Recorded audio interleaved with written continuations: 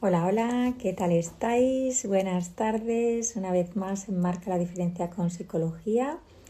Pues vamos a hablar del tema que nos ocupa todo este semestre, que es un tema que vosotros habéis pedido mucho, bastante, y que además en los medios pues también han estado bastante insistentes y bueno, hemos ido desglosando parte a parte y hoy este capítulo, este directo, pues lo vamos a dedicar a los tipos de intervención. Es cierto, y es una de las preguntas que también me hacéis bastante por DM, que lo habitual no es que venga la persona que tiene este trastorno a consulta. Es bastante poco frecuente. Que llegan.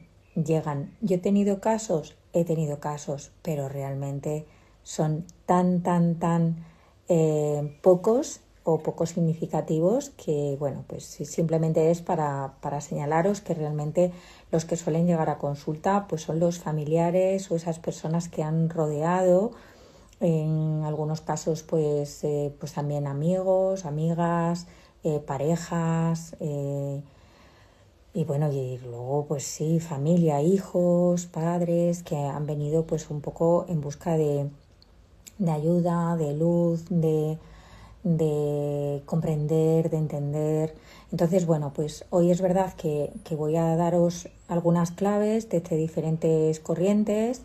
Lógicamente, esto no sustituye en ningún caso un proceso terapéutico, pero sí que os voy a dar como pinceladas de diferentes aproximaciones, porque pueden ser interesantes también para vosotros, para vosotras, en el momento también de discernir a qué tipo de especialista ir y para qué sirve cada especialista.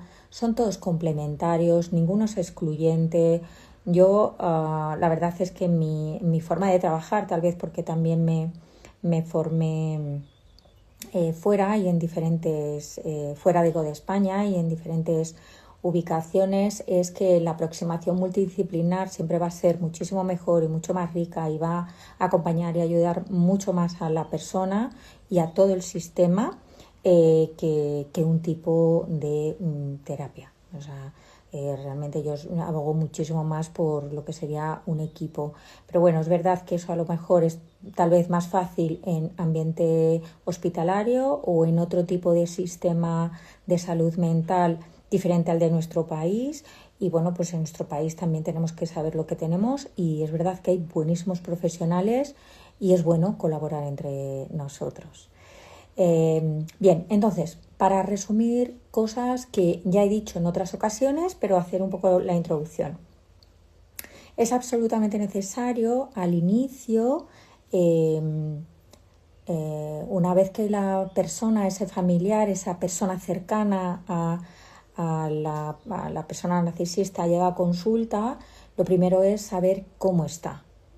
Y desde ese cómo está no es tanto saber qué ocurrió, sino cómo está. Cómo se encuentra, cómo está, cómo se está sintiendo, qué partes o áreas de su vida se han visto afectadas.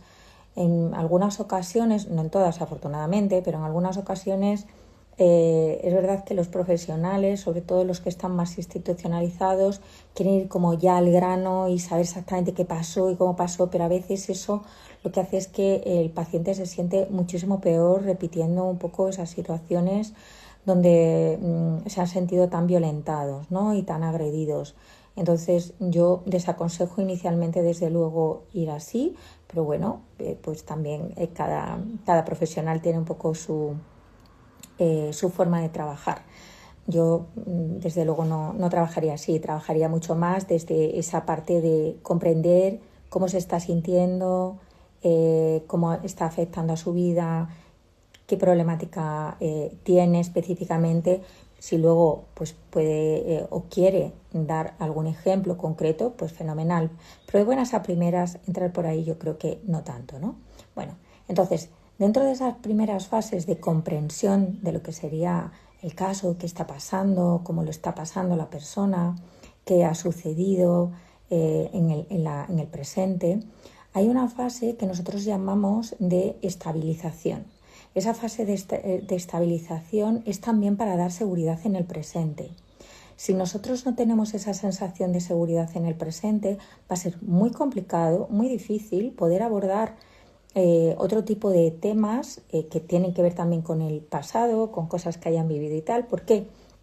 Porque justamente entonces la sensación de inseguridad en el presente sigue estando. Entonces sus sistemas de alerta van a seguir muy activos y eso le va a generar una sensación pues de inseguridad, de falta de gestión emocional, de volver otra vez a dudar de ellos. Acordaros que eso es una de las características, ¿no?, que las personas llegan con esa sensación de duda constante, de cuestionamiento, de realmente habré sido yo o no era para tanto, ¿no? Cuando sí es para tanto, no has sido tú, es el otro. O sea, bien, entonces esa fase de estabilización y seguridad en el presente.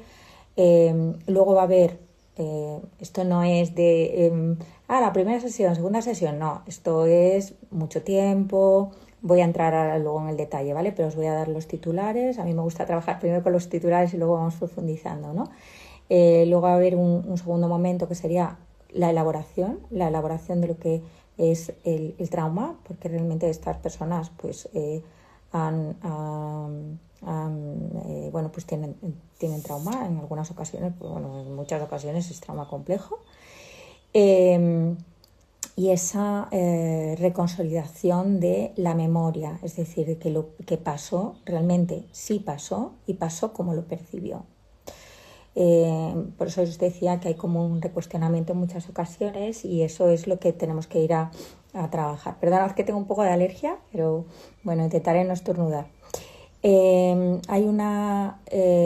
Luego habría una tercera fase en la que hay una reconstrucción de lo que nosotros llamamos el yo esencial o self, porque en cierta manera ha habido como una especie de sensación de pérdida, como si ya no fueran ellos, como si esas relaciones también o esos vínculos que tenían con los demás han cambiado muchísimo.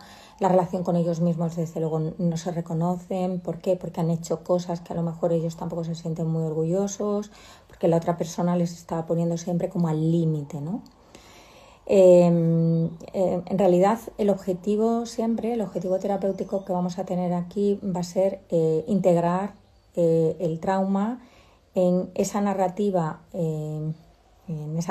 personal, devolviendo esa funcionalidad y sentido vital, ¿vale? Funcionalidad porque en muchas ocasiones también hay como una pérdida de sentido, de propósito de vida, de desgana absoluta, de ya no me vale nada o no me gusta nada o no me gusta nada mi vida o como que se hubiera todo destruido, ¿no?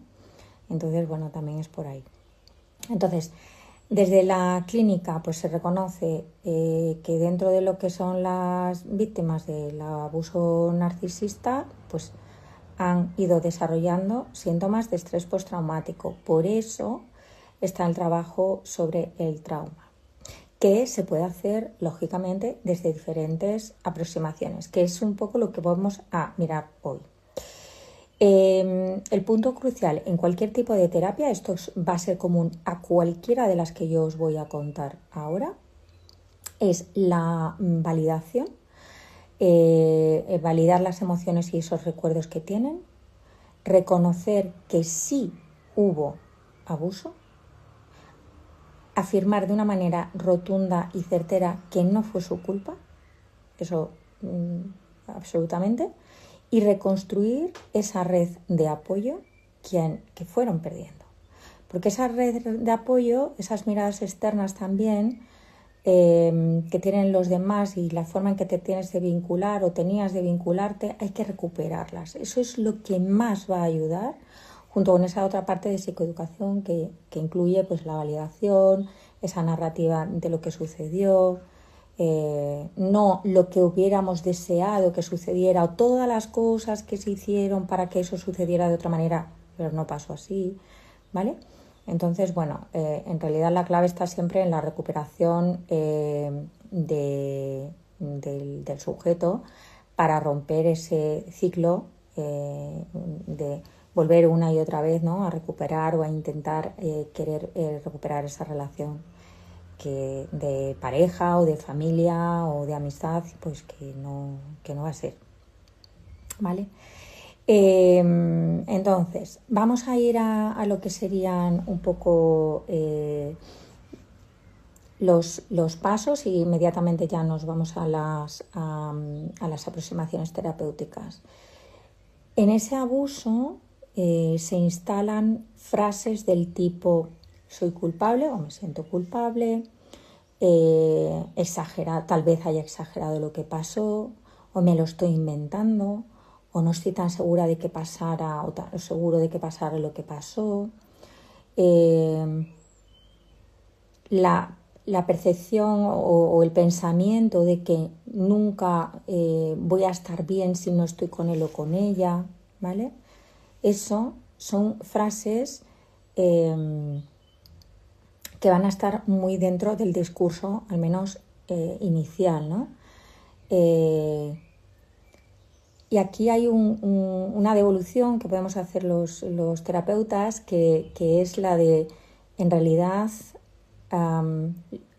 hay una parte que es lo que ves, pero hay otra parte que lo que no ves, lo que no. Y eso es también un poco lo que nosotros tenemos que poner sobre la superficie, ¿no? Que es lo que comentaba en otro de los directos, que es todo ese ciclo abusivo que corresponde a un patrón y que la persona, mientras que está dentro, no se está dando cuenta. Eso es lo que no ve, ¿no? Entonces, bueno, pues sí ponerlo encima de la mesa y sí desde algunas corrientes terapéuticas pues se van incluso a escribir, ¿no? Que eso ayuda mucho porque en el momento en que volvemos a sentir esa duda podemos recuperar ese escrito y la persona volver a leer con fecha, qué es lo que pasó, cómo se comportaron el uno y el otro y tal.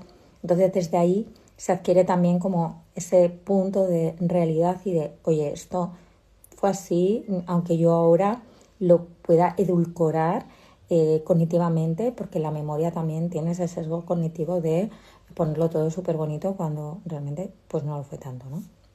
Bien, entonces, ahora vamos a los siguientes ya puntos. Entonces, desde la neurociencia, ya sabéis que a mí me gusta trabajar mucho desde la neurociencia, con ejercicios a lo mejor muy sencillos, pero que tienen mucho impacto. Las personas que están conmigo en el despacho pues lo saben. Entonces, para entenderlo mejor, aquí es que el sistema nervioso de la persona que viene a consulta, que no es la persona que tiene trastorno de personalidad narcisista, el sistema nervioso, el trauma, se activa constantemente y esa activación siempre va a ser en lucha, huida o bloqueo. Ese bloqueo lo podemos entender como si fuera una congelación, como me quedo parado, como a mí me gusta hacer a veces el paralelismo, ¿no? Para tangibilizarlo mejor, cuando podemos jugar al escondite de pequeños y entonces estamos escondidos a lo mejor detrás de una puerta o detrás de una cortina. ¿Y cómo estamos? Estamos casi sin respirar, ¿no? Estamos ahí al acecho, que no nos vean, no nos movemos, no se puede mover la cortina, no se puede mover la puerta, ¿no? Pues ahí, esa es la sensación de bloqueo, ¿no? De no me puedo mover porque lo que estoy recibiendo, lo que estoy viviendo, no soy capaz de traducirlo, no soy capaz de accionarlo, ¿vale? Entonces, las respuestas del sistema nervioso, cuando lo tenemos muy activado, cuando entra la supervivencia, es lucha, huida o bloqueo, ¿vale? Congelación. Por eso, la persona se queda paralizada, no sabe cómo reaccionar y tampoco sabe cómo responder. La reacción va a ser siempre desde ese cerebro con el que nacemos, el reptiliano, que es el instinto de supervivencia, y la respuesta se daría a nivel cognitivo, más cognitivo, del lóbulo frontal, que termina de desarrollarse como en torno a los 25, ¿vale? Entonces, en esa activación, en esa hiperestimulación, en realidad nosotros es muy difícil que podamos pensar. ¿Por qué? Porque justamente estamos en instinto de supervivencia, ¿vale? Entonces, también es importante comprender, porque a veces le podemos llegar a decir a la persona, ¿no? Le decimos, pero ¿cómo no has salido de ahí? ¿Pero por qué no hiciste nada? Y eso es culpabilizar otra vez a la persona, victimizarla de nuevo, porque realmente cuando nosotros estamos en esa situación, ese bloqueo se da de una manera instintiva, ¿vale? No utilizamos el lóbulo frontal, no utilizamos el neocortes, ¿vale? Bien, esto por un lado. ¿Cómo vamos a poder volver a lo mejor a poder conectarnos con nuestro lóbulo frontal? Entonces, cosas que podemos hacer, cosas que también los que estáis en despacho me oís, ¿no? Pues haciendo grounding. ¿Qué es? Pues caminar descalzo, si es posible en un césped o en tierra, pero si no, pues en tu casa, en el parqué, en la baldosa que tengas, donde puedas. ¿Que hace mucho frío? Pues con calcetines, pero no con zapatilla, ¿vale? O zapato. Bien, otra cosa que podemos hacer, caminar en la naturaleza. Yo siempre pido que se camine, a ser posible, entre árboles grandes. No matorral, no rosaleda. Las rosaledas son preciosas, huelen fenomenal, pero para esto, a ver, si no tenemos otra cosa, esto 100%. Pero si podemos elegir entre un parque con árboles altos y una rosaleda, 100% árboles altos, ¿vale? Si os podéis descalzar, también. Hacer respiraciones profundas, poneros en movimiento, incluso dar saltos, ¿vale? Si tenéis cama elástica, porque tenéis un jardín y tenéis cama elástica, utilizad la cama elástica, o sea, cualquier cosa que os invite al movimiento, ¿vale? Respiraciones profundas en un primer momento, descalzaros, caminar un poco, ¿vale? De ahí vamos a empezar a salir, ¿vale? Eso sería una de las sugerencias que yo os haría dentro de esa hiperactivación del sistema nervioso simpático. Vale. Y luego por otro lado, estaría la teoría polivagal de Porges, que es la seguridad relacional calma el sistema. ¿Qué pasa? Que habitualmente estas personas que conviven o que tienen relaciones con narcisistas, a lo mejor no tienen a nadie seguro que les genere seguridad, o han ido cortando esos lazos con amistades, con familia y tal, las han aislado. Entonces, hace unos días publicaba que una de las maneras en las que podemos acompañar a personas que lo estén pasando así de mal y que nosotros lo tengamos identificado desde fuera y que la persona no sea capaz de salir de ahí es mantener el contacto, estar muy presentes. Pero muy presentes no es cada 5 minutos llamar o mandar un mensajito, sino tomamos un café, un día, otro día le mandas un emoticono, otro día le mandas un vídeo que te ha gustado, le preguntas cómo está, que si quiere dar un paseo, que si quieren a lo mejor hacer la compra juntos, juntas. O sea, realmente es esa parte relacional, esa parte de seguridad que nos va a proporcionar calma, que a esa persona le va a proporcionar calma, ¿vale? ¿Por qué? Porque el peligro desregula. Y si nosotros estamos con una persona que tenemos un vínculo de seguridad, esa amiga, ese amigo, ese familiar, ese hijo, esa hija, que sí que nos genera esa tranquilidad, esa seguridad, lo mejor es establecer ese contacto y salir de la situación con esa persona, aunque se hable de un tema totalmente diferente. No hace falta hablar del tema, de hecho, es más, no hace falta hablar del tema. Vale, la red de apoyo es una red que protege, ¿vale? Quería dejaros ahí el titular. Bueno, esto desde el punto de vista de la neurociencia. Luego, os comentaba anteriormente la parte de la psicoeducación. En la psicoeducación, aquí en este momento, lo que hay que hacer es aprender a llamar las cosas por su nombre. Porque cuando no las nombramos, tampoco podemos hacer nada con ello, ¿no? Entonces, cuando vamos al médico y decimos, bueno, nos duele la cabeza, el médico a lo mejor te pregunta, pero ¿en qué parte de la cabeza es? Y empieza a concretar, ¿no? Pero si tú le dices, me duele algo en el cuerpo, pues tampoco el médico te va a poder ayudar. Entonces, lo primero es nombrar qué es lo que me pasa, cómo yo me siento. Pues a lo mejor es, pues yo me siento totalmente perdido, o siento ahora mismo que no valgo para nada, o que lo he intentado todo y esta persona pues no quiere apostar por la relación, aunque sea un hijo, no tiene por qué ser una relación sentimental, ¿vale? Bien. Gracias porque acabo de leer aquí que son interesantes los vídeos, pues muchas gracias. Vale, entonces hay que aprender entonces a llamar las cosas por su nombre. Si no las nombras tampoco, no las identificas, no las entiendes y tampoco podemos poner solución a ellas. Y desde ahí es verdad que vamos a empezar tal vez a empezar a disminuir todo ese estado de confusión en el que la persona se encuentra. Porque es ese estado de confusión el que altera muchísimo, porque realmente es hoy es blanco, pero mañana es negro, pero pasado es amarillo, pero entonces la persona llega totalmente confundida, dice, no sé qué es lo que hago, que a la otra persona le dispara, o no sé qué es lo que estoy haciendo mal, porque a la otra persona no actúa como otras veces ha actuado y yo no entiendo esto, ¿no? Porque unas veces sí, otras veces no, otras veces ahora porque digo que sí, ahora porque digo que no, ¿vale? Entonces ese estado de confusión, cuando nosotros empezamos a hablar y como decía Jacques Lacan, un psicoanalista francés, decía que el verbalizar las cosas o el escribirlas, que eso es fabuloso lo de escribir, ordena los pensamientos y al ordenar los pensamientos empezamos también a poder tener criterio y si empezamos a tener criterio podemos empezar a discernir, que realmente sería el objetivo, discernir, ¿vale?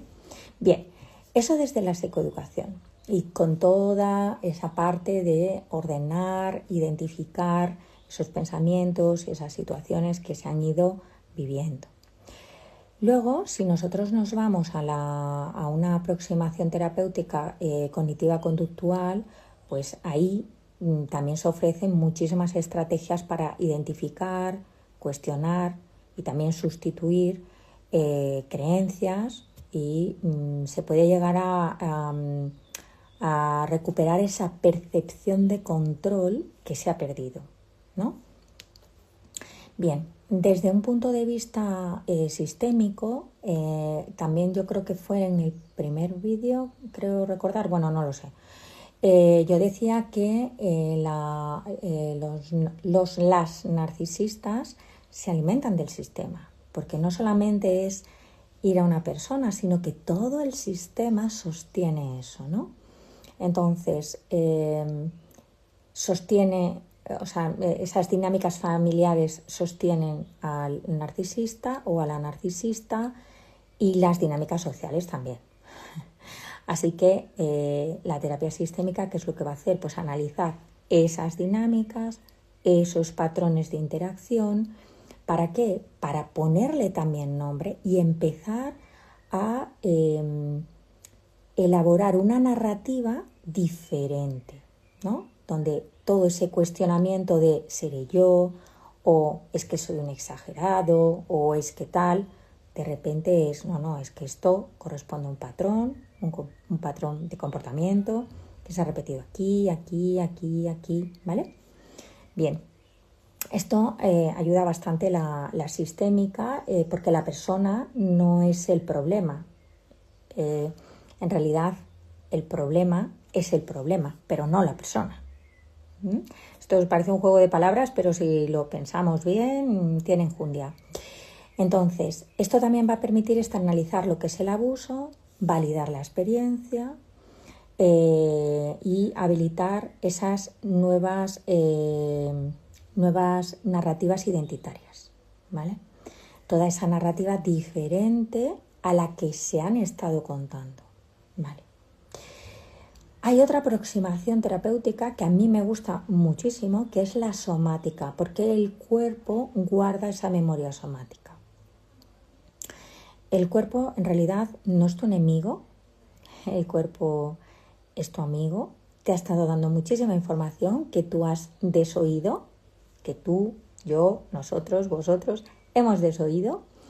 Entonces, como el trauma también se siente en el cuerpo, ¿qué es lo que vamos a sentir, ¿no? Pues a lo mejor el corazón acelerado, mucha tensión, mucho bruxismo, el nudo en el estómago, siempre como temor a ese estado de alerta, ¿no? Entonces, ¿cómo podemos tratar el cuerpo? Pues yo os decía, podemos hacer grounding, que es caminar descalzo, pero también podemos hacer respiraciones profundas. Acordaros siempre que la expiración tiene que ser el doble que la inspiración para bajar el sistema, bueno, para subir el parasimpático en realidad y bajar el simpático. Podemos hacer golpecitos aquí en el tórax, diciendo una letra, una vocal. Veis que hace una cadencia vibratoria, eso también puede ayudar a soltar. Podemos establecer estrategias también de PNL a nivel de los sentidos, de programación neurolingüística, pues identificando, yo qué sé, pues 5 cosas que veo que son grises, 4 cosas que puedo tocar ahora mismo, 3 cosas que puedo escuchar, y ahí ir por todos los 5 sentidos e ir bajando, ¿no? Esa es otra de las técnicas. Hay un movimiento, porque estamos, bueno, yo creo que esto lleva mucho tiempo investigado, que es que el trauma se aloja mucho en las caderas. Entonces hay un ejercicio en concreto que yo recomiendo hacer sobre una superficie lisa, pero que estemos cómodos, ¿vale? Que no nos estemos ahí clavando el suelo. Puede ser pues encima de una alfombra, o si es de yoga es muy fino, mejor un poquito más grueso, pero bueno, si no, pues eso nos puede valer. Y doblar las piernas en una inclinación en V y abrirlas y cerrarlas en forma de mariposa, ¿no? Al ritmo que vosotros necesitéis. Eso también va a liberar mucho la parte de las caderas, hacer ejercicios de yoga específicos, biodanza, que es una maravilla, y por supuesto mindfulness, ¿no? Entonces, toda esta aproximación somática, y como os decía al inicio de todo, ninguna aproximación es exclusiva y es como mejor que otra. Yo creo que son todas complementarias, y es absolutamente necesario también que elaboremos ese acompañamiento terapéutico de la persona desde todos esos puntos de vista, ¿no? Desde esa parte de neurociencia, desde esos ejercicios también de cognitivos conductuales, desde la parte somática, desde entendiendo muy bien lo que es el sistema, lo que ha podido también sostener todo ese ritmo relacional, ¿no?, que ha habido. Y por supuesto hay otra aproximación, que es la de EMDR, que ya la conocéis y que ya he hablado en múltiples ocasiones de ella, donde vamos a ese reprocesamiento de memorias traumáticas, donde se identifican esos eventos, esas escenas que han sido más difíciles de gestionar y que han supuesto a lo mejor un punto de inflexión, porque la persona llega con cientos o miles de situaciones, pero sí que hay algunas a lo mejor que ellos o ellas destacan más, ¿no? Pues identificar ahí cuál era la creencia que había detrás. Muchas veces es tengo miedo a la soledad, o tengo miedo al abandono, o es que yo soy imperfecto o imperfecta, o es que no valgo, no soy suficiente. Bueno, pues cada uno ha sido su motivo para quedarse en esa relación, en ese vínculo, insisto, que no tiene por qué ser de pareja, puede ser familiar o de amistad o laboral, que también hay muchos. Entonces, bueno, desde ahí, una vez que tenemos identificados también todas esas creencias, empezar a hacer la desensibilización. Esto no significa que los sucesos o los eventos como los olvidemos. Hay muchas personas que piensan, no, es que no me quiero olvidar de esto. No, es que no te vas a olvidar de esto, pero no te va a hacer tanto daño cuando te acuerdes de esto, no te va a activar tanto yo os comentaba antes lo de el sistema nervioso, no vas a estar en tanta alerta, aunque va a quedar algo residual, pero no tanta alerta, que hace que de repente te tenses o te bloquees o te congeles y a lo mejor estás en medio de un paso de cebra. Entonces, eso te va a permitir ser funcional, estar en tu vida, ser consciente, poder disfrutar, poder vivirla desde otro lugar. Bien, entonces, resumiendo, el tratamiento del abuso emocional narcisista debe orientarse siempre a validar la experiencia del paciente. Da igual la orientación, ¿vale? Validar la experiencia del paciente, por supuestísimo, restaurar la dignidad de la persona, psicoeducar en trauma, pues esos efectos de abuso, esas dinámicas abusivas y también la confianza en la neuroplasticidad, que es muy potente.